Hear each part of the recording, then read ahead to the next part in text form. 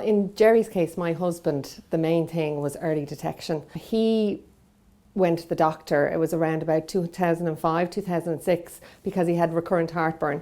I mean, Jerry would have heartburn quite regularly on a weekly basis. He tried all the usual, the Rennies, the Gaviscon. In fact, when I was pregnant, Jerry was drinking the Gaviscon the same way as I was drinking it, by the bottle at the time. So I was saying to him, look, you're going to have to go to the doctor and get checked. This heartburn is too recurrent, it's too frequent.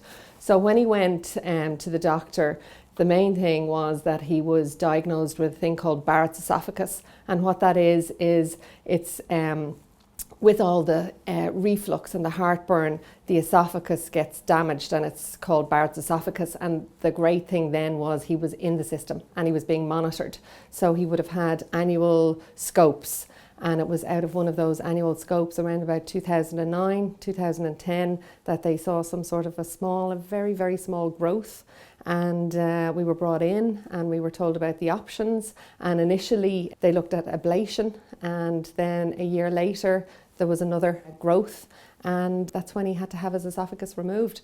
So I suppose my main message is early detection. Don't ignore heartburn. Don't keep popping pills thinking it's all just going to go away. Only for Jerry went and proactively went to the doctor, and the doctor diagnosed Barrett's esophagus, and then he was on the register. Then he was in the system. Then he was getting regular scopes. That's what actually saved his life in terms of a really early diagnosis. And I'm glad to report now Jerry is fitter than me. He went on to do an 8th degree black belt in Taekwondo, and he went on to study and finish his degree as an accountant. So there is life after all of this, but you have to start early. You have to get diagnosed early.